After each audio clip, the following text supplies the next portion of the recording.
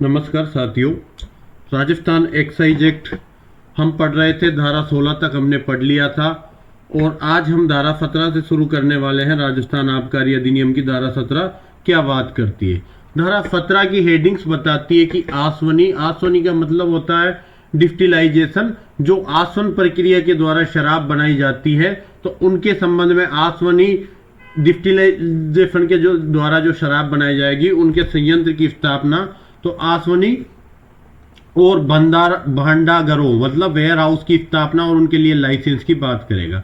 आसवनी क्या होती है दोबारा याद दिला देता हूं, क्योंकि एक दिन छोड़ के एक दिन क्लास हो पाई है और आप भूल गए होंगे। ऐसे नीचे आग जलाते थे, यहाँ पर कोई भी जो सिंगल माल्ट कोई भी पदार्थ है, चाहे महुआ है, अंगूर है, गुड़ वगैरह है, उनसे भाप निकलती थी। भाप निकलने के बाद भाप यहाँ से ठंडी होकर नीचे गिर के आकर इसमें इकट्ठी होती थी और ये शराब के रूप में हो जाती थी। इस प्रक्रिया को आसवन प्रक्रिया द्वारा शराब बनाना कहता था और इंग्लिश में कहा जाता है डिस्टिलेशन, आसवन की प्रक्रिया। तो आसवनी और भांडागारों की स्थापना और उनके लाइसेंस के लिए बात करता है। एस्टेब्लिश और licence for distilleries and warehouses, ऐसे निबंधनों और ऐसे शर्तों के अधीन रहते हुए जो राज्य सरकार स्थापित करे। अगर राज्य सरकार ने कोई निबंधन लगा रखे हैं, कोई शर्तें लगा रखी है, तो उनके अधीन रहते हुए क्या किया जाएगा? आबकारी आयुक्त लाइसेंस देगा, आबकारी आयुक्त स्थापना के लिए ऑथोराइज करेगा। तो राज्य सरकार के ऐसे निबंधन, ऐसे शर्तें जिनके अधीन रहते हुए आबकारी आयुक्त क्या करेगा? ऐसी आसवनी, ऐसे घट बबके जो आपके मटके के द्वारा शराब बनाने की प्रक्रिया जो मैंने पहले समझा चुका हूं, तो आसवनी और घट बबके की स्थापना कर सकेगा, जिससे इस अधिनियम के अधीन अनुदत किसी अनुज्ञप्ति के अधीन स्पिरिट का विनिर्माण किया जा सके। तो ऐसा डिस्टिलेशन और घट बबके की स्थापना के लिए प्रोविजन की बात करता है, जिसमें इस अधिनियम के अधीन अनुदत किसी अनुज्ञप्ति के अधीन स्पिरिट का विनिर्माण किया जा सके। ठीक है कि आबकारी आयुक्त, राज्य सरकार ने जो भी प्रोविजंस बनाए हैं, जो रेस्ट्रिक्शन है, जो कंडीशन है, उनके अधीन रहते हुए आबकारी आयुक्त क्या करेगा? किसी आसवनी या घट बबके की स्थापना के लिए लाइसेंस के अधीन स्पिरिट बनाने के लिए लाइसेंस दे सकेगा कि आप किसी आसवनी या घट बबके की स्थापना कर सकते हो। किसके लिए? स्पिरिट के विनिर्माण के लिए। क्लियर है? तो आबकारी आयुक्त आसवनी और घट बबके की स्थापना के लिए किसी को लाइसेंस दे सकेगा ताकि वो ऐसे आसवनी और घट बबके के अंदर स्पिरिट का विनिर्माण कर सके। बी पॉइंट बात करता है कि इस प्रकार स्थापित किसी आसवनी या घट बबके को बंद कर सकेगा। यहां तो स्थापना करने के लिए लाइसेंस दे रहा है, कौन दे रहा है? एक्साइज कमिश्नर लाइसेंस ग्रांट कर रहा है। और बी पॉइंट में कह रहा है कि अगर कोई पहले से डिस्टिलरी चल रही है या कोई पोर्ट स्टील प्रक्रिया के अंतर्गत स्पिरिट निर्माण कर रहा है, तो ऐसे स्टेब्लिश आसवनी और घट बबके को बंद करने के लिए आदेश कर सकता है। सी पॉइंट करता है, यहां तो क्या कह रहा है? स्थापना का आदेश है, यहां पहले से स्थापित को बंद करने का आदेश कर रहा है, स्थापित को बंद करने के लिए आदेश कर रहा है। तीसरा, आसवनी और घट बबके अथवा मध्य निर्माणशाला के निर्माण और उसे चलाने के लिए ऐसी शर्तों पर अनुज्ञप्ति दे सकेगा जो राज्य सरकार अधिरोपित करे। तो किसी को आसवनी या घट बबके या शराब की निर्माणशाला का कंस्ट्रक्शन कराने के लिए, उसको चलाने के लिए लाइसेंस ग्रांट कर सकेगा जो भी राज्य सरकार अधिरोपित करे। उन शर्तों के अधीन लाइसेंस एक्साइज कमिश्नर ग्रांट कर सकेगा। तो एक्साइज कमिश्नर ए पॉइंट के अंदर क्या कर रहा है? आसवनी और घट बबके की स्थापना के लिए ग्रांट कर रहा है परमिशन। बी में क्या कर रहा है कि पहले से स्टेब्लिश आसवनी घट बबके को बंद करने का ऑर्डर दे रहा है। तीसरा, एक्साइज कमिश्नर क्या कर सकता है? आसवनी या घट बबके या शराब की निर्माणशाला है, शराब निर्माणशाला है, मद्य का मतलब एल्कोहल वाले पदार्थ कंटेनिंग करता है, तो जो शराब है उसकी निर्माणशाला के निर्माण को, उसको चलाने के संबंध में लाइसेंस ग्रांट कर सकता है जो भी राज्य सरकार अधिरोपित करे। ठीक है, क्लियर है? सी यहां तक। डी, कोई भी वेयर हाउस है उसकी स्थापना के लिए आदेश दे सकता है या उसके लिए लाइसेंस दे सकेगा। कोई वेयर हाउस स्टेब्लिश करने का ऑर्डर दे सकता है या पहले से स्टेब्लिश वेयर हाउस को लाइसेंस ग्रांट कर सकता है जिसमें कोई भी एक्साइजेबल आर्टिकल बिना शुल्क के जमा कराई जा सके या रखी जा सके। तो ऐसे वेयर हाउस की स्टेप को स्टेब्लिश करने के लिए या उनको लाइसेंस ग्रांट कर सकता है एज ए वेयर हाउस के रूप में, ताकि एक्साइजेबल आर्टिकल विदाउट फीस के, विदाउट पेमेंट के वहां पर डिपॉजिट की जा सके या वहां पर रखी जा सके, केप्ट की जा सके। और पहले से कोई वेयर हाउस स्थापित है तो उसको बंद करने का आदेश कर देगा। यहां स्थापना है वापस किसकी, वेयर हाउस की, और यहां पर वेयर हाउस को बंद करने का आदेश दे रहा है। क्लियर है दोनों पॉइंट। सी वाला पॉइंट लाइसेंस देने की बात कर रहा है, किसकी, शराब निर्माण की। तो आसवनी गढ़ बबके या मध्य फिल्म निर्माणशाला के कंस्ट्रक्शन और उसको वर्किंग करने के लिए लाइसेंस दे सकेगा। 5 चीज है कि राज्य सरकार की ने जो शर्तें निर्बंधन लगाई उसके अधीन रहते हुए पावर किसके पास है, आबकारी आयुक्त के पास। 5 प्रकार की शक्तियां क्या है, आसवनी गढ़ बबके की स्थापना कर सकेगा, ठीक है, स्थापना के लिए लाइसेंस दे देगा कि आप डिस्टिलरी या पोर्ट स्टील को स्टेब्लिश कर सकते हो, उसके लिए लाइसेंस दे देगा। दूसरा, पहले से स्टेब्लिश आसवनी गढ़ बबके को बंद कर देगा। तीसरा, आसवनी गढ़ बबके या मध्य निर्माणशाला के कंस्ट्रक्शन को, उसको वर्किंग के लिए लाइसेंस ग्रांट कर सकता है। जो भी शर्तें राज्य सरकार बताती है उसके अधीन रहते हुए लाइसेंस ग्रांट करेगा। वेयर हाउस की स्थापना के लिए या किसी वेयर हाउस को लाइसेंस ग्रांट कर सकता है ताकि वो एक्साइजेबल आर्टिकल विदाउट फीस वगैरह रख सके। और 5 कहता है कि वेयर हाउस को बंद कर सकता है।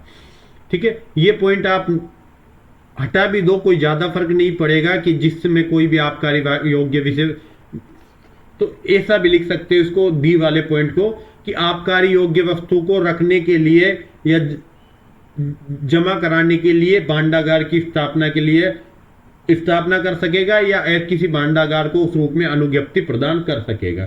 तो डी वाला पॉइंट क्लियर हो जाता है। इंग्लिश देख लेते हैं। ठीक है, इन दिनों इंग्लिश वालों को ज्यादा शिकायत है इस मामले की आरजेएस को लेकर जो क्लासें चल रही है वो हिंदी ओरिएंटेड ज्यादा है। ठीक है, थोड़ा समय का दिक्कत होता है कि मैं ज्यादा क्लासें नहीं ले पाऊंगा, एक ही क्लास ले पाऊंगा, तीनों क्लासों की जगह मैं पढ़ा दूंगा इंग्लिश में। टाइम कंज्यूमिंग को सेट करने के लिए, थोड़ा सा एडजस्ट करने के लिए ये चीजें करनी पड़ती है। आप थोड़ी सी समस्याएं समझते हैं। Establishment and license of distilleries and ware house subject to such restriction and condition as the state government may impose. जो भी कंडीशन से, जो रेस्ट्रिक्शन से स्टेट गवर्नमेंट इम्पोज करती है उसके अधीन रहते हुए एक्साइज कमिश्नर में क्या कर सकता है, एस्टेब्लिश ए डिस्टिलरी और पोर्ट स्टील। तो एस्टेब्लिश कर सकता है डिस्टिलरी और पोर्ट स्टील को इन विच स्पिरिट में भी मैन्युफैक्चर, जहां स्पिरिट को मैन्युफैक्चर किया जाए under a licence grant under this act. इस एक्ट के अधीन ग्रांट किए गए लाइसेंस के अंडर रहते हुए ऐसे डिस्टिलरी या पोर्ट स्टील के अंदर स्पिरिट का मैन्युफैक्चर किया जा सके, उसके लिए डिस्टिलरी और पोर्ट स्टील को एस्टेब्लिश कर सकेगा। ऐसा एक्साइज कमिश्नर ऑर्डर दे सकता है।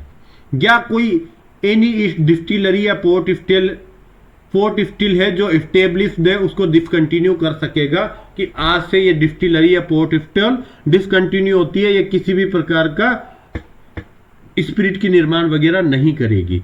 तो any distillery pot still established को डिसकंटिन्यू कर सकता है। लाइसेंस द कंस्ट्रक्शन और working of a distillery and pot still and brewery on such conditions as the state government may impose. तो लाइसेंस दे सकता है कंस्ट्रक्शन वर्किंग के लिए डिस्टिलरी को या पोर्ट स्टील को, किसके कंस्ट्रक्शन या किसके वर्किंग के लिए, ब्रेवरी के लिए, कि जो भी ब्रेवरी है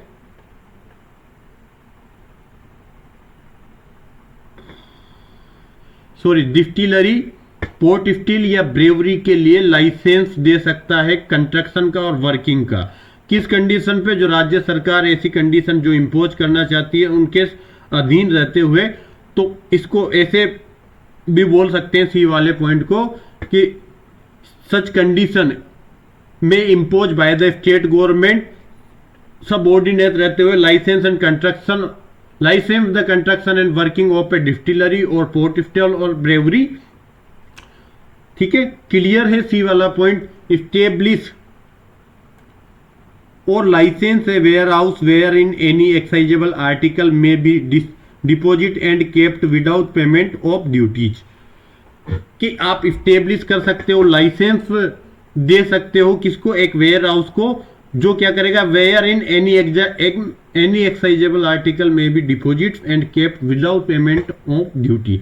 तो विदाउट पेमेंट ऑफ ड्यूटी के किसी भी एक्साइजेबल आर्टिकल को डिपॉजिट और केप्ट रखने के लिए किसी भी वेयर हाउस को स्टेब्लिश करने का ऑर्डर दे सकता है, या किसी वेयर हाउस को इस रूप में कार्य करने के लिए कि वो एक्साइजेबल आर्टिकल को डिपॉजिट या केप्ट रखे, उसके लिए उसको लाइसेंस ग्रांट कर सकता है, डी वाला पॉइंट। या कोई एनी वेयर हाउस है जो स्टेब्लिश है, any warehouse so establish, उसको डिसकंटिन्यू कर सकता है। तो discontinue any warehouse so establish. Clear है? 5 पॉइंट है, पांचों पॉइंट को वन लाइनर्स में तब्दील कर लेना, इजीली समझ में आ जाएगा। धारा 18, आसवनी आदि से आबकारी योग्य वस्तु का हटाया जाना। कि जब भी आप डिस्टिलरी है या घट बबका है जहां पर शराब का निर्माण हो रहा था, या कोई मद्य निर्माणशाला है, कोई वेयर हाउस है, जो हमने 17 के अंदर देखा एक्साइज कमिश्नर स्टेब्लिश कर रहा था, ऐसे किसी भी घट बबका से, आसवनी, मद्य निर्माणशाला, भांडागार, इससे किसी भी एक्साइजेबल आर्टिकल को हटा रहे हो तो उसके लिए एक ड्यूटी पे करनी पड़ेगी, या उस ड्यूटी को पे करने के लिए आपको एक बॉन्ड एग्जीक्यूट करना पड़ेगा। उसके संबंध में धारा 18 में प्रोविजन किया गया। पढ़े, आसवानी आदि के से आबकारी योग्य विषय वस्तु को हटाया जाना। जैसे ये यहां पर शराब का निर्माण होता है, शराब निर्माण होता है, या तो ये घट बबका संयंत्र है या आसवनी प्रक्रिया के द्वारा होता है, तो मैंने इसको डिस्टिलरी के नाम से कर दिया कि यहां पर क्या हो रहा है, आसवनी प्रक्रिया से शराब निर्माण हो रही। तो यह जो भी शराब बन रही है उसको हटाने के लिए एक एक्साइज ड्यूटी आपको पे करनी होगी, कोई पेमेंट पे करना होगा। उस पेमेंट को पे किए बिना या उसके पे करने के लिए आपने बॉन्ड एग्जीक्यूट किया, उसके बाद ही आप ऐसा एग्जीक्यूट किया है तो उसके बाद ही आप ऐसी चीज को वहां से रिमूव कर सकते हैं, हटा सकते हैं। इस अधिनियम के अधीन स्थापित और लाइसेंस प्राप्त किसी आसवनी से, मद्य निर्माणशाला से, घट बबका से, भांडागार से या भंडारण से, इन पांचों जगह से किसी मूल स्थान से, इन पांचों में जो मूल स्थान है जहां पर शराब का निर्माण हो रहा है वहां से आबकारी योग्य, या तो निर्माण हो रहा है या रखी जा रही है, जमा की गई है, वहां से आबकारी योग्य वस्तु को तब तक नहीं हटाया जाएगा जब तक कि इस अधिनियम के अधीन आपने देय शुल्क जमा नहीं कर दिया हो, अदा नहीं कर दिया हो, या उसे अदा करने के लिए बॉन्ड एग्जीक्यूट नहीं कर दिया है, तब तक आप ऐसे किसी भी स्थान से एक्साइजेबल आर्टिकल को नहीं हटाएंगे। समझना क्या कह रहा है कि एक तो आसवनी, आसवनी में क्या स्पिरिट निर्माण होती है, दूसरी मद्य निर्माणशाला, मद्य निर्माणशाला का सीधा सीधा मतलब है शराब बनाने की फैक्ट्री। तीसरा पॉइंट घट बबका संयंत्र, ये कच्ची शराब स्पिरिट बनाने के लिए घट बबका संयंत्र का प्रयोग किया जाता है। Fourth warehouse, warehouse में शराब को स्टोरेज किया जाता है, जो बनी हुई शराब होती है उसके लिए वेयर हाउस होता है। और पांचवा भंडारण के लिए बात कर रहा, भंडारण का सीधा पैलेस हो गया कि एनी पैलेस, जहां पर भंडारण का सीधा मतलब है कि पैलेस जहां पर क्या रखी जाती है, जिसको वेयर हाउस के लिए यूज किया जाता है, तो कोई भी जगह जिसको as a warehouse use किया जा रहा है। तो इन 5 जगह से जब भी आप एनी एक्साइजेबल आर्टिकल को रिमूव करते हो तो उसके संबंध में आपने दिस एक्ट के अधीन जो भी पेएबल अमाउंट से पेएबल ड्यूटी है वो पे कर दी है, या फिर कोई बॉन्ड एग्जीक्यूट करना है उसको पे करने के लिए वो बॉन्ड एग्जीक्यूट कर दिया, तभी आप रिमूव कर सकते हैं। तो remove of excisable article from distillery ETC, no excisable article shall be removed from any distillery, port, still, warehouse and other place of storage established or licensed under this act. So no excisable article shall be removed from any distillery, port, still, warehouse, other place of storage, चाहे वो establish किए या licence grant किया गया under this act, unless the duty payable there for under this act, उस चीज के लिए आपने पेमेंट, कोई ड्यूटी पेमेंट करनी थी इस एक्ट के अधीन, सेक्शन 28 में जो ड्यूटी की बात करेगा वो पे कर दिए, उसके बाद ही रिमूव कर सकते हो। या a bond has been execute to payment thereof, या वो जो ड्यूटी है उसको पेमेंट करने के लिए आपने कोई बॉन्ड एग्जीक्यूट कर दिया कि मैं इतने समय के अंदर वो एक्साइज ड्यूटी जो सेक्शन 28 में आप इंपोज कर रहे हो उसको पे कर दूंगा, तो वहां आपको वो रिमूव करने के लिए परमिशन मिल जाएगी। तो इन पांचों जगह से एक्साइजेबल आर्टिकल को रिमूव करने से पहले आपको कोई इस अधिनियम के अधीन शुल्क है या शुल्क अदा करने का जो बॉन्ड एग्जीक्यूट कर दिया, तब ही उस चीज को एक्साइजेबल आर्टिकल को आप कर योग्य विषय वस्तु को रिमूव कर सकते हैं। क्लियर है?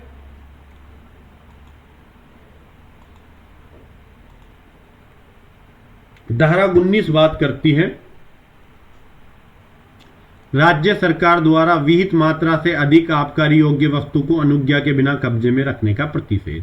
तो कोई भी व्यक्ति जो किसी आबकारी योग्य वस्तु का विनिर्माण करने, उसकी खेती करने, उसका संग्रह करने, विक्रय करने के लिए अनुज्ञप्त नहीं है कि कोई भी एक्साइजेबल आर्टिकल को मैन्युफैक्चर करने के लिए, उसकी कल्टीवेट करने के लिए, कल्टीवेट कौन सा, गांजा भांग को कल्टीवेट करने के लिए, उसका संग्रह करने के लिए, उसको कलेक्ट करने के लिए, उसको सेल करने के लिए किसी व्यक्ति को लाइसेंस नहीं मिला है। तो कोई भी व्यक्ति जो किसी आबकारी योग्य वस्तु का विनिर्माण करने के लिए, उसकी खेती करने के लिए या फिर उसके संग्रह करने के लिए, विक्रय करने के लिए लाइसेंस नहीं मिला है, तो वह आबकारी आयुक्त द्वारा, एक्साइज कमिश्नर द्वारा या उसके द्वारा सशक्त किसी आबकारी अधिकारी द्वारा दी गई अनुज्ञा के बिना, उसकी परमिशन के बिना, जो उसकी परमिशन उसने ग्रांट की है, उस परमिशन के बिना अपने कब्जे में उस वस्तु को उस मात्रा से जो धारा 5 के अधीन खुदरा की सीमा घोषित करी थी अधिक मात्रा में नहीं रखेगा। तो जो धारा 5 के अंदर स्टेट गवर्नमेंट ने लिमिट फिक्स की थी कि इतनी रिटेल की लिमिट हो सकती है, इतनी आप अपने पास रख सकते हो, उस लिमिट से ज्यादा किसी भी एक्साइजेबल आर्टिकल को कोई भी व्यक्ति अपने पास नहीं रखेगा, चाहे वो 2 बोतल हो, चाहे 5 बोतल हो, जो भी धारा 5 में स्टेट गवर्नमेंट के द्वारा रिटेल की लिमिट सेट की थी, उस लिमिट से ज्यादा कोई भी एक्साइजेबल आर्टिकल नहीं रखेगा बिना लाइसेंस के। अगर लाइसेंस है तो आप रख सकते हो, बिना लाइसेंस के नहीं रखोगे। क्या क्या नहीं कर सकते कि कोई भी व्यक्ति जो एक्साइजेबल आर्टिकल का मैन्युफैक्चर करने के लिए, कल्टीवेट करने के लिए, उसको कलेक्ट करने के लिए, सेल करने के लिए लाइसेंस प्राप्त नहीं है, जिस व्यक्ति को उसके लिए लाइसेंस नहीं मिला इन चारों कार्य के लिए, वो आबकारी आयुक्त द्वारा या उसके द्वारा एम्पावर्ड किसी आबकारी अधिकारी द्वारा दी गई अनुज्ञा के बिना अपने पोजीशन में धारा 5 के अधीन जो मात्रा रिटेल की बताई थी उससे अधिक मात्रा में एक्साइजेबल आर्टिकल नहीं रखेगा। सीधी सी बात है कि शराब की अगर सरकार ने धारा 5 में 5 बोतल रखने को बोल रखा है, तो आप अपने घर में 5 बोतल ही रख सकते हैं। या कोई भी एक्साइजेबल आर्टिकल है जिसके संबंध में कोई मात्रा राज्य सरकार ने फिक्स कर रखी है, उतनी मात्रा में रख सकते हैं। पर धारा 2 कह रही कि धारा 1 का प्रसार निम्न पर लागू नहीं होगा, कि यहां तो हमने कह दिया रिटेल की एक सीमा तक आप रख सकते हैं, पर अगर किसी सामान्य वाहक या भांडागरी के कब्जे में स्थित किसी भी विदेशी मदिरा पर जो विकृतिकृत स्पिरिट से भिन्न हो,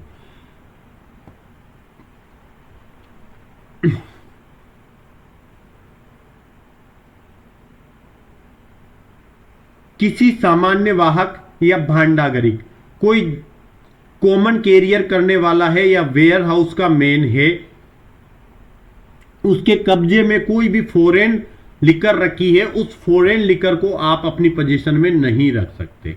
तो फॉरेन लिकर के संबंध में यह चीज लागू नहीं होगी जब तक कि उसके संबंध में सरकार के द्वारा कोई विशेष इंस्ट्रक्शन नहीं दिया जाए। पर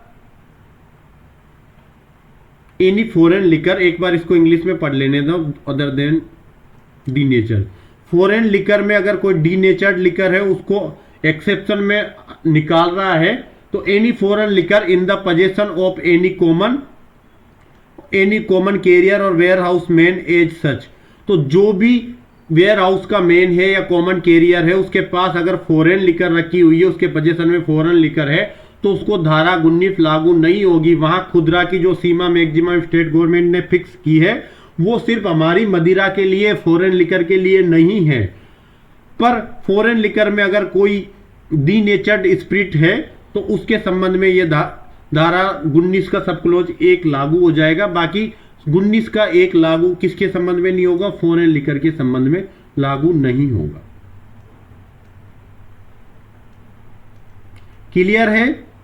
दोबारा समझना 19(2) क्या कहना चाह रही है कि कोई वाहक है जो शराब को ले जाता है या कोई वेयर हाउस है, उसके पोजीशन में कोई विदेशी शराब है तो उसको धारा 1 लागू नहीं होगी। कि वो ऐसा नहीं कह सकता कि मेरे को तो धारा 5 में आपने 2 बोतल की परमिशन दी थी और मैं 2 बोतल रख के बैठा।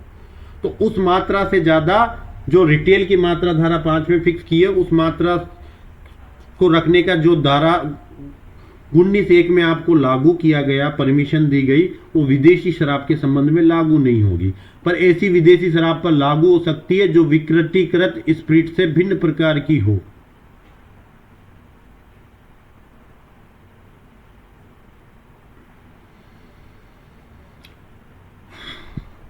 Any foreign liquor other than denatured spirit. तो मतलब एक शराब है, एक विदेशी शराब है, इसको लेके मुझे थोड़ा सा कंफ्यूजन हो रहा है हिंदी और इंग्लिश में। ये विदेशी शराब होगी। ऐसी विदेशी शराब जो विकृतिकृत नहीं है, other than the natured spirit in the possession of any common carrier and ware house man as सच।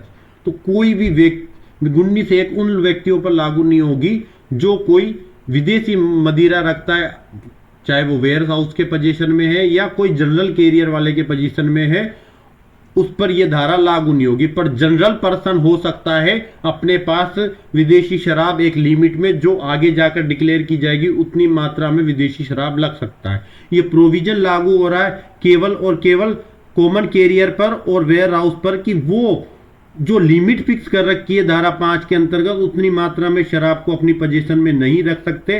पर विकृतिकृत स्पिरिट से भिन्न प्रकार की विदेशी शराब के संबंध में ही यह प्रोविजन लागू हो रहा है। क्लियर है?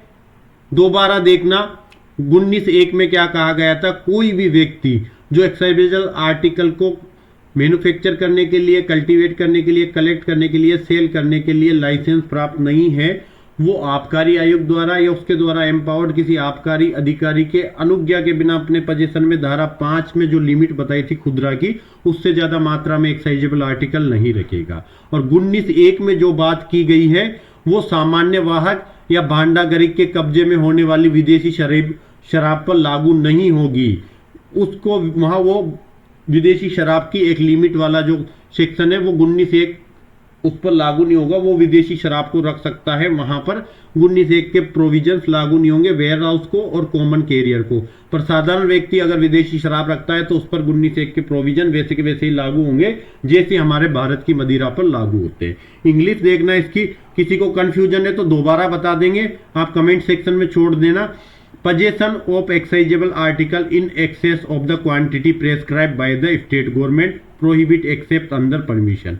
कि जो एक्साइजेबल आर्टिकल की को पोजीशन में रखने के संबंध में स्टेट गवर्नमेंट के ने जो एक लिमिट फिक्स कर दी है, उससे ज्यादा क्वांटिटी प्रेस्क्राइब की है, जो स्टेट गवर्नमेंट ने प्रेस्क्राइब क्वांटिटी की है उससे एक्सेस में आप एक्साइजेबल आर्टिकल को पोजीशन में नहीं रख सकते, ये प्रोहिबिट है। पर आप परमिशन के द्वारा रख सकते हो। तो क्या कर रहा है? Possession of excisable article in excess of the quantity prescribed by the state government prohibit except under permissions। Clear है? तो अब इसको पढ़ते हैं। No person shall being licensed or manufacture. तो no person shall being licensed and manufacture, cultivate, collect or sell any excisable article shall have in his possession any quantity of such article in excess of such quantity as the state government has under the section 5। तो section 5 में declare की गई retail की limit से access में कोई भी excisable article की क्वांटिटी है उसको पोजीशन में नहीं रखेगा जब तक कि उसको except under a permit granted by the excise commissioner on or by the excise officer duly empowered in that behalf. कि जब तक कि उसके लिए आपको परमिशन ग्रांट नहीं कर दी हो एक्साइज कमिश्नर या एक्साइज ऑफिसर ने, जो एक्साइज ऑफिसर ड्यूली एम्पावर्ड होना चाहिए कि वो धारा 19 के लिए ऑर्डर करने के लिए एम्पावर्ड किया है। तो no person shall be licensed or licensed to manufacture, cultivate, collect or sell any excisable article shall have in possession any quantity of such article in excess of such quantity as the state government has under section 5 declare to be limit to sale of retail। तो section 5 में limit sale retail की जो limit fix की है उससे access में किसी भी एक्साइजेबल आर्टिकल को अपने पास नहीं रख सकेंगे। ठीक है, कब रख सकते हैं? Except under the permission granted by the excise commissioner और by the an excise officer duly empowered in that behalf. Subsection 1 shall not extend to, किस पर लागू नहीं होगा? Any foreign liquor in the possession of any common carrier और ware house man. तो ware house man और common carrier इस retail की लिमिट से ज्यादा फॉरेन लिकर को अपने पास रख सकते हैं, उसके संबंध में सेक्शन 19(1) लागू नहीं होगा। पर जनरल पर्सन पर एज एट एज लागू होगा 19(1). इसलिए दो लोगों को कॉमन कैरियर और वेयर हाउस मैन के लिए फॉरेन लिकर की लिमिट के संबंध में 19(1) में जो लिमिट फिक्स की है सेक्शन 5 के अंतर्गत स्टेट गवर्नमेंट ने डिक्लेयर की थी, उसके संबंध में ये प्रोविजन लागू नहीं होगा जो कॉमन मैन और ware house foreign liquor contain करते हैं। बाकी अगर general man foreign liquor contain करता है तो एक लिमिट आगे जाके गवर्नमेंट डिक्लेयर करेगी, उस पर लागू होगा। Other than D nature spirit का मतलब है कि ऐसी फॉरेन लिकर जो विकृतिकरत शराब नहीं है उसके संबंध में लागू नहीं होगी, पर विकृति शराब करत स्पिरिट है अगर वो, तो फिर वेयर हाउस और कॉमन कैरियर ऐसी विकृतिकरत शराब को अपने पास नहीं रख सकते और 19 का उल्लंघन माना जाएगा। क्लियर है?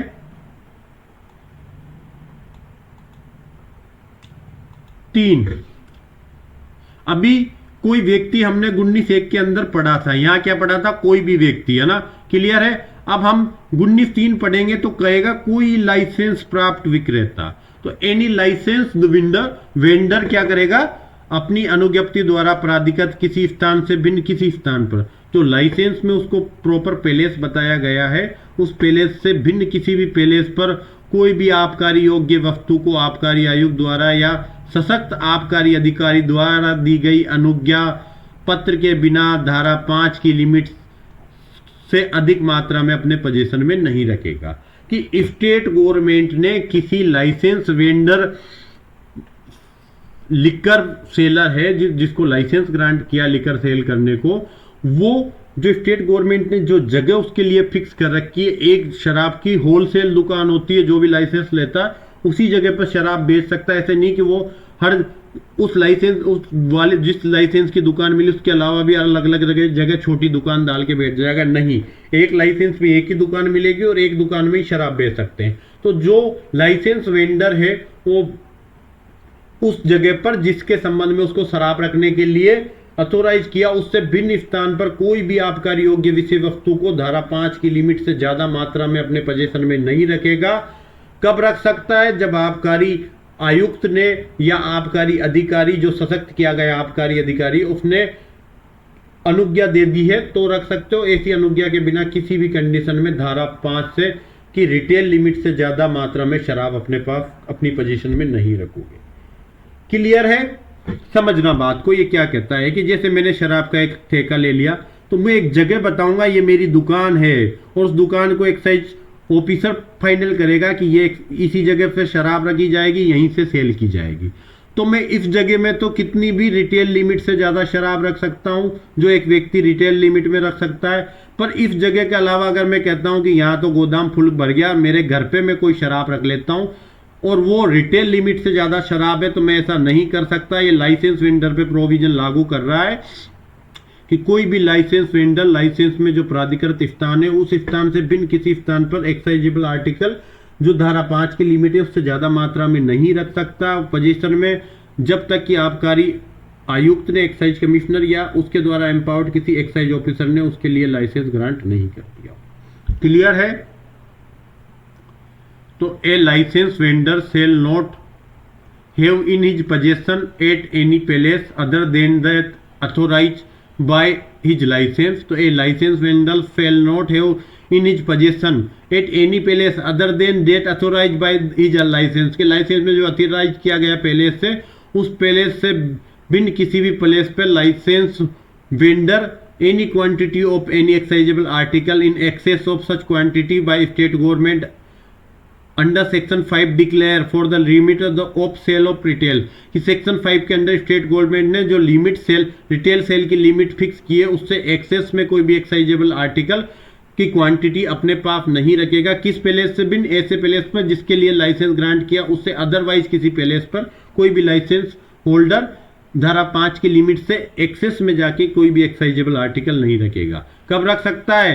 अपवाद दे रखता है, except under the permission granted by the excise commissioner और by the excise officer duly empowered in that behalf. अगर एक्साइज कमिश्नर और एक्साइज ऑफिसर इसके लिए एम्पावर्ड करते हैं तो आप उस मात्रा से ज्यादा मात्रा में शराब रख सकते हैं। क्लियर है? धारा 4, पूर्वगामी उपधाराओं में किसी बात के होते हुए भी राज्य सरकार किसी व्यक्ति या व्यक्तियों के वर्ग द्वारा या ऐसे अपवादों के अधीन रहते हुए जो अधिसूचना में विनिर्दिष्ट किए जाए समस्त व्यक्तियों द्वारा राजस्थान राज्य के उन भागों पर जहां इस अधिनियम का प्रसार है या किसी विशिष्ट या उसके किसी विनिर्दिष्ट क्षेत्र या क्षेत्रों पर किसी आबकारी योग्य वस्तु को या तो पूर्ण रूप से या ऐसे शर्तों के अधीन रहते हुए जो विहित की जाए कब्जे में रखा जाना राजपत्र में अधिसूचना द्वारा प्रतिषिद्ध या निर्बंधित कर सकता है।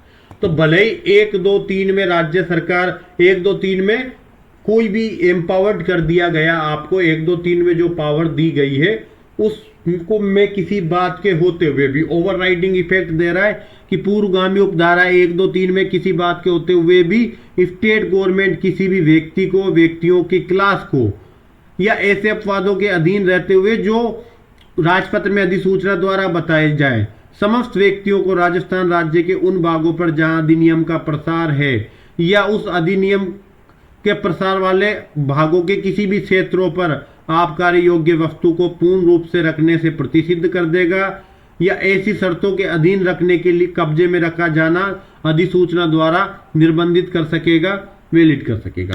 सीधी सी बात है कि प्रोहिबिट कर सकता है, रेस्ट्रिक्ट कर सकता है। किसके लिए? कि इस वर्ग के व्यक्ति शराब नहीं रखेंगे, चाहे कितनी भी रिटेल की लिमिट से आप कम रख रहे हो, पर स्टेट गवर्नमेंट के पास ये पावर है कि कोई व्यक्ति या क्लास ऑफ पर्सन या तो पर्सन या क्लास ऑफ पर्सन को किसी भी मात्रा में शराब एक्साइजेबल आर्टिकल को रखने से प्रोहिबिट कर सकता है, रेस्ट्रिक्ट कर सकता है। कौन कर सकता है? State government by the gazette notification की धारा 1, 2, 3 में भले ही हमने कहा कि धारा 5 की लिमिट्स के अंदर अंदर आप सरेप पोजीशन में रख सकते हो, उससे ज्यादा रखते हो तो एक्साइज कमिश्नर या एक्साइज ऑफिसर से परमिशन लेनी पड़ेगी। इन सब बातों के होते हुए भी स्टेट गवर्नमेंट के पास ये पावर है कि वो गजट नोटिफिकेशन के द्वारा कोई पर्सन या क्लास ऑफ पर्सन को कोई भी एक्साइजेबल आर्टिकल पोजीशन में रखने से स्टेट गवर्नमेंट क्या कर सकती है? प्रोहिबिट और रेस्ट्रिक्ट कर सकती है। इंग्लिश देख लें, not with standing anything contain in the foregoing subsection the state government may by notification in the official gazette prohibit or restrict the possession by any person or class of person।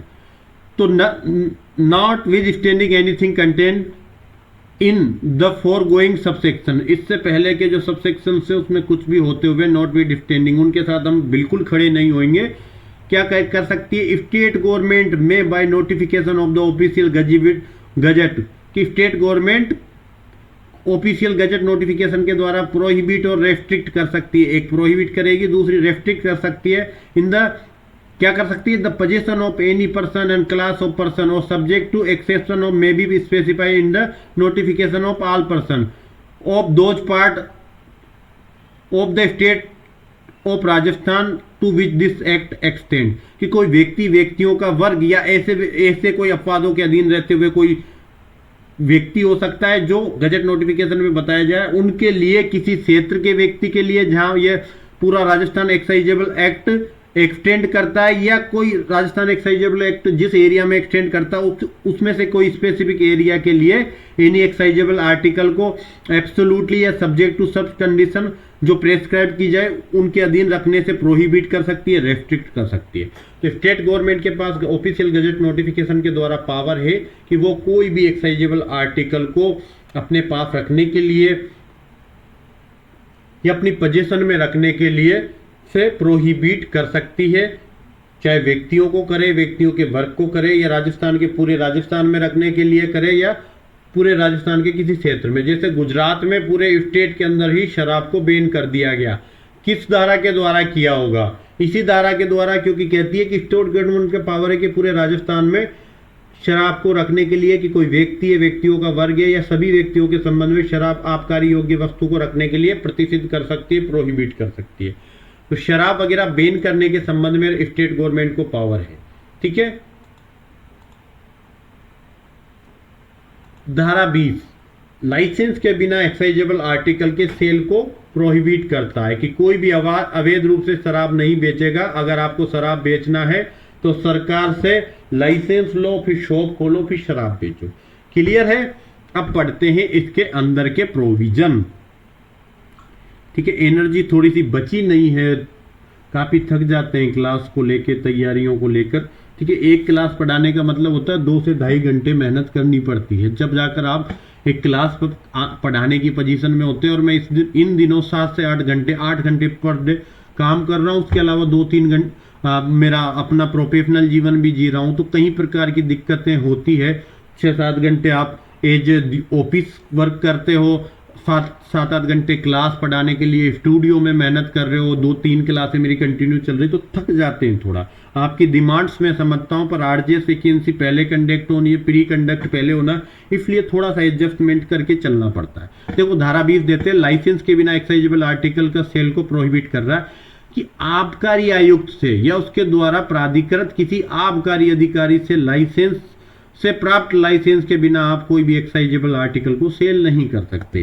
कि शराब हो, भांग हो, गांजा हो, किसी भी ऐसी चीज को आप सेल नहीं कर सकते जब तक कि एक्साइज कमिश्नर या उसके द्वारा इसके लिए विशेष रूप से एम्पावर्ड किया गया एक्साइज ऑफिसर है, उसके द्वारा लाइसेंस ग्रांट नहीं कर दिया जाता, तब तक आप किसी प्रकार का एक्साइजेबल आर्टिकल सेल नहीं कर सकते। एक्साइजेबल आर्टिकल क्या होता क्या क्या है?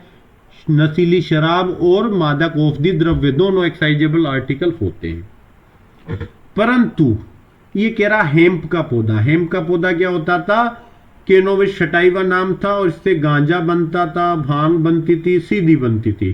तो हेम्प के पौधे की खेती करना चाहते हो, उसको कलेक्ट करने के लिए इस अधिनियम के अधीन लाइसेंस प्राप्त कोई व्यक्ति उस पौधे के ऐसे भागों से जिनसे मादक औषधि द्रव्य का निर्माण किया जाता है, तो जो गांजा या भांग का, जिसको हेम्प का पौधा कह के संबोधित कर रहे हो, उसकी खेती करने के लिए आपने लाइसेंस लिया, उसको खेती के बाद कलेक्ट करने के लिए लाइसेंस प्राप्त आप एक व्यक्ति हो, और आप उस पौधे के ऐसे भागों से जिनसे मादक औषधि द्रव्य बनता है, इंटॉक्सिकेटिंग ड्रग्स को मैन्युफैक्चर किया जाता है, उसको सेल करना चाहते हो, क्योंकि आपने खेती करके उसको संग्रह कर दिया, तो सेल कोई ऐसे व्यक्ति को ही कर सकते हो जो उसका व्यापार बिजनेस करने के लिए लाइसेंस प्राप्त हो, या जिसको एक्साइज कमिश्नर ने प्राधिकृत किया है कि ये मादक औषधि द्रव्य हेम्प के पौधे की चीजों को खरीद सकता है।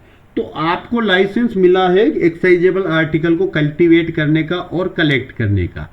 आपने कल्टीवेट करके कलेक्ट कर ली, पर उसको कल्टीवेट करके कलेक्ट करने के बाद आप उसको किसी भी व्यक्ति को नहीं बेच सकते कि आप गांजा गली गली में बेच रहे हो।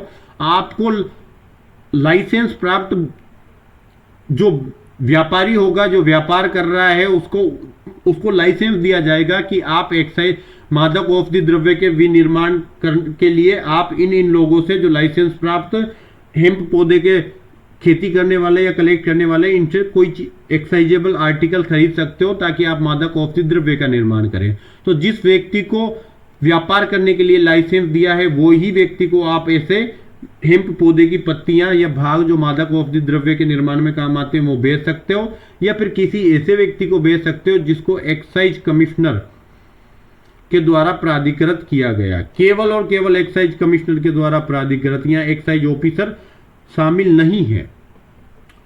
क्या होगा?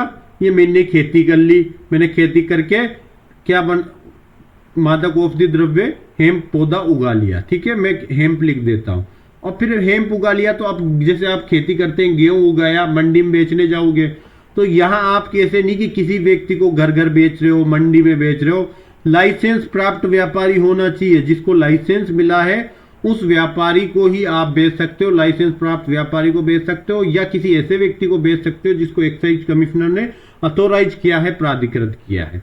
क्लियर है? राजस्थान राज्य के उन भागों में जहां इस अधिनियम का प्रसार है, एक या अधिक जिलों के विक्रय के लिए अनुज्ञप्ति राज्य सरकार की पूर्ण अनुमोदन से दी जाएगी। कि ऐसे किसी भी एक्साइजेबल आर्टिकल को आप सेल करना चाहते हो और एक से अधिक जिलों में सेल करना चाहते हो, तो राज्य सरकार के लिए आपको इसके लिए प्रीवियस अप्रूवल लेना होगा, तभी आप ऐसे राज्य सरकार के उन भागों पे जहां इस अधिनियम का प्रसार है, पूरे राजस्थान में अधिनियम का प्रसार है, तो आप एक से अधिक जिलों में अगर सेल करना चाहते हो, किसको, इस एक्साइजेबल आर्टिकल को एक से अधिक जिलों में सेल करना चाहते हो, तो राज्य सरकार की प्रीवियस अप्रूवल, पूर्व अनुमोदन के साथ ही आप एक से अधिक जिलों में सेल कर सकते हैं। क्योंकि जिला वाइज ठेके जारी होते हैं और अपने जिले का जो एरिया होता है, जैसे मुझे ये मेरा शराब का ठेका है तो मेरा एरिया फिक्स है, मैं इन गांव में ही वो शराब सेल कर सकता हूं। तो मैं, ऐसा नहीं है कि पड़ोस के किसी जिले में जाके शराब बेच रहा हूं, मुझे लाइसेंस इस जगह का मिला है, मैं यहीं सेल करूंगा। तो सब सेक्शन 2 बात कर रहा है कि एक से अधिक जिलों में अगर आप शराब बेच रहे हो तो राज्य सरकार का प्रीवियस अप्रूवल आवश्यक है।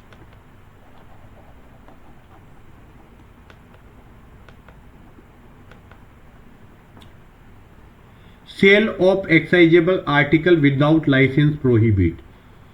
तो no excisable article shall be sold without a licence from the excise commissioner और any excise officer duly empowered in that behalf.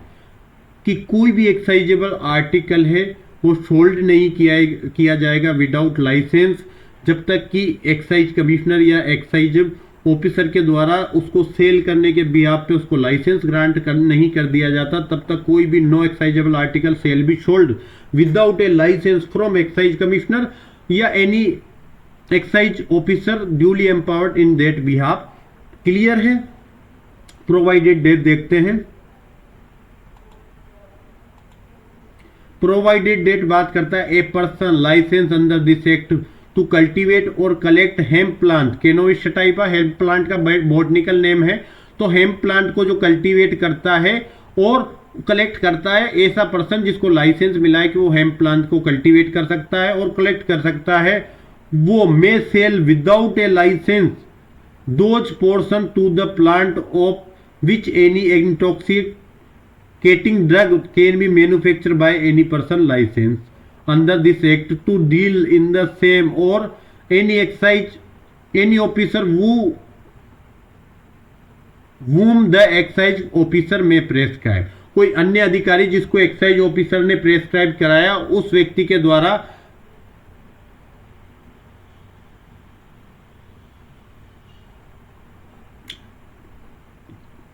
दोबारा देखते हैं इसको इंग्लिश में। A person licence under this act to cultivate or collect the hemp plant may sell without a license those portion of the plant from which any intoxicating drugs can be manufactured to any person licensed under this act।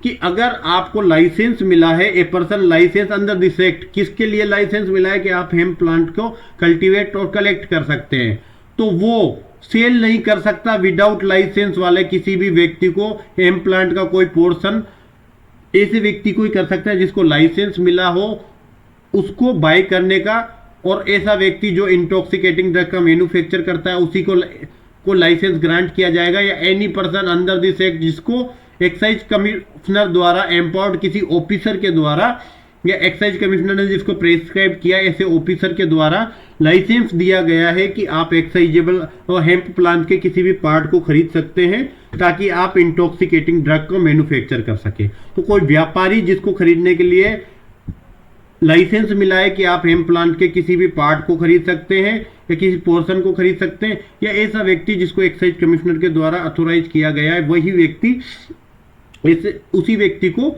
Cell किया जा सकता है hemp plant के किसी भी part को जो आपने कल्टीवेट या कलेक्ट किया है। A licence for sale in more than one district. अगर आप एक से ज्यादा जिलों में किसी शराब को सेल करना, आपको लाइसेंस मिला है सेल करने के लिए और आप एक से ज्यादा जिलों में सेल करना चाहते हैं, तो state government to which this act extend to be granted with the previous approval of state government। तो a license for sale in more than one district or those part of state या तो एक से ज्यादा जिलों में या राज्य के उन भागों में जहां पर ये एक्ट एक्सटेंड करता है वहां सेल करना चाहते हो तो स्टेट गवर्नमेंट की प्रीवियस अप्रूवल ग्रांट होने के पश्चात ही आप सेल कर सकते हो किसी भी चीज को। तो एक से अधिक जिलों में जहां ये अधिनियम का प्रसार है वहां पर सेल करना चाहते हो तो स्टेट गवर्नमेंट की प्रीवियस अप्रूवल आवश्यक होगी। क्लियर है। सबसेक्शन 3 बात करता है धारा 20 का कि इस धारा की कोई बात किसी भी विदेशी व्यक्ति के विदेशी शराब के विक्रय को लागू नहीं होगी जो किसी व्यक्ति ने अपने निजी उपयोग के लिए वैध रूप से उपाप्त की जाए और उसके स्टेशन छोड़ने पर स्वयं द्वारा या उसकी मृत्यु के पश्चात उसकी ओर से या उसके प्रतिनिधियों द्वारा विक्रय और नीलाम की जाए। कि ये जो सेक्शन लिख रखता है कि कोई भी व्यक्ति बिना लाइसेंस के एक्साइजेबल आर्टिकल को सेल नहीं करेगा, ये दोनों सेक्शन, ये सेक्शन 20 किस पर लागू नहीं होगा कि कोई विदेशी शराब के सेल पर लागू नहीं होगा। क्यों लागू नहीं होगा कि आप देखेंगे जैसे मेरे एक दो मित्र हैं जो ऑस्ट्रेलिया, अमेरिका या इंग्लैंड में जो आयरलैंड वाला पोर्शन है वहां पर या कनाडा निवास करते हैं। जब वो आते हैं तो विशेष रूप से वहां से 2 बोतल लाने की उनको परमिशन होती है कि भारत के एयरपोर्ट पे फिक्स है कि 750 ml की 2 विदेशी बोतल लेके आ सकते हैं। उनको बिना 2 बोतल तक किसी प्रकार का लाइसेंस की जरूरत नहीं। तो वो विदेश से 2 बोतल लाते हैं। लाने के बाद जैसे ही वो स्टेशन छोड़ते हैं, निजी उपयोग के लिए 2 बोतल लाए, पीने के लिए ठीक है कि भारत में ले जाके अपने दोस्तों को गिफ्ट करेंगे। शराब पिताजी के लिए ला सकते हैं। जैसे कोई भी आपके परिवार में पीता है, आप मंगवा लेते हैं कि यार आ रहा है विदेश से 2 बोतल ले आना, और वो बोतल ले आया। बोतल निजी उपयोग के लिए लाया है कि वो 2 बोतल पीने के लिए, अपने पिताजी को देने के लिए, दोस्तों को गिफ्ट करने के लिए लाया। तो वैध रूप से उसने उपाप्त की। और जैसे ही स्टेशन छोटा कि आपने जैसे ही एयरपोर्ट छोड़ा उसके बाद उसके खुद के द्वारा सेल कर दी या उसके मृत्यु के पश्चात उसके जो रिप्रेजेंटेटिव है उनके द्वारा वो सेल कर दी गई या उनके द्वारा नीलाम कर दी गई, ऑक्शन के द्वारा बेच दी गई कि ये विदेशी शराब लाएं, कोई खरीदना चाहता है तो खरीद लो, या उसको ऑक्शन के द्वारा बोली लगवाकर बेच दी, तो ये इस पर ये धारा लागू नहीं होगी। तो मतलब जो आप विदेश से 2 बोतल शराब लेके आते हो उसको अपनी मर्जी आए जिस व्यक्ति को दे सकते हो, चाहे मर्जी आए उसको बेच सकते हो, चाहे उसका ऑक्शन लगवा सकते हो, उस पर धारा 21 लागू नहीं होगी। पर ये 2 बोतल के संबंध में ही होता है।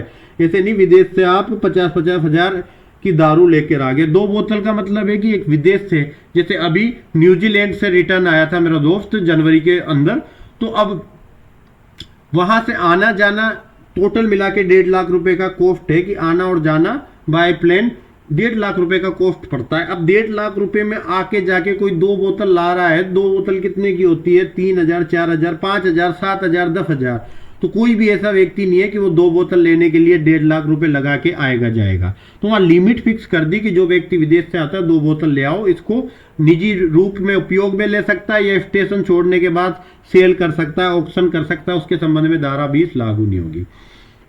क्लियर है। तो nothing in this section apply to the sale of any foreign liquor legally procure by the any person. किसी व्यक्ति के द्वारा लीगली रूप से प्रोक्यूर की गई कोई फॉरेन लिकर है उसको सेल करने के संबंध में ये सेक्शन लागू नहीं होगा। जो उसने प्रोक्यूर की, एनी पर्सन के द्वारा प्रोक्यूर की गई थी उसके प्राइवेट यूज के लिए, और उसने सोल्ड कर दी या ऑक्शन के द्वारा सेल कर दी, या तो उसने सेल कर दी या ऑक्शन के द्वारा इस बिहाफ पर उसके द्वारा या उसके रिप्रेजेंटेटिव के द्वारा जो उसमें इंटरेस्ट रखते हैं उनके द्वारा क्विटिंग द स्टेशन के पश्चात या उसके बाद में सेल कर दिया या ऑक्शन करके किसी व्यक्ति को कर दी, तो उसको सोल्ड पर यह लागू बात नहीं होगी। तो nothing in this section apply to the sale of any foreign liquor legally procure by any person for his private use और सोल्ड बाय हिम, या तो सोल्ड बाय हिम या by auction on this behalf on behalf of his representative in interest upon his quitting a station or after his decease after his decease, उसकी मृत्यु के बाद उसका legal representative ने वो नीलाम कर दी, सेल कर दी, तो उस पर यह लागू नहीं होगी। धारा 21 क्लियर है। धारा 21 बात करती है एक्साइजेबल आर्टिकल का सेल के लिए बात करती है इस निमित्त दी गई किसी लाइसेंस के निबंधनों और शर्तों से अन्यथा कोई भी शराब विक्रय के लिए बोतलों में न तो भरी जाएगी न आबकारी योग्य किसी वस्तु को सेल किया जाएगा। कि जब तक जिन शर्तों पर, जिन रेस्ट्रिक्शन के अधीन आपको लाइसेंस ग्रांट किया जाता है, जिन लाइसेंस में जो निर्बंधन, जो शर्तें बताई गई है, उससे अदरवाइज कोई भी लिकर को ना तो बोतलों में फिल करेगा, ना ही कोई एक्साइजेबल आर्टिकल को सेल करेगा। उस रेस्ट्रिक्शन, उस कंडीशन के अधीन जो लाइसेंस में ग्रांट की, जो लाइसेंस में मेंशन है, उनके अधीन ही शराब सेल की जा सकती है, अदरवाइज नहीं की जाएगी। क्लियर है? क्या बात कर रहा है कि no liquor shall be bottled for sale और no excisable article shall be sold. तो ना तो लिकर बोतल में, no liquor shall be bottled, बोतल में भरी जाएगी सेल के लिए, ना एक्साइजेबल आर्टिकल सोल्ड किया जाएगा, otherwise than in accordance with the terms and condition of a licence grant in this behalf. License में जो दो इस बिहाफ पर लाइसेंस ग्रांट किया गया, उसमें जो टर्म कंडीशन दी रखी है, उसके अकॉर्डेंस से अदरवाइज किसी भी प्रकार की लिकर बोतल में भर के सेल नहीं की जाएगी, ना ही एक्साइजेबल आर्टिकल को आप सोल्ड कर सकते हैं। तो धारा 21 बात करती है कि एक्साइजेबल आर्टिकल को सेल के संबंध में बात करती है कि सेल करने के लिए आपको प्रॉपर लाइसेंस में जो टर्म्स और कंडीशन दे रखी है, उसके अधीन ही आप बोतल्स में फिल करके शराब को सेल कर सकते हैं। तो no liquor shall be bottled for sale और no excisable article shall be sold otherwise than in accordance with the terms and condition of a licence grant on this behalf. Clear है? धारा 51 minute की हो गई है। आज की class इतनी रहने देते हैं। एनर्जी लेवल गोइंग टू 0 की तरफ मेरा एनर्जी लेवल चला गया। Thank you so much. कल फिर मिलते हैं।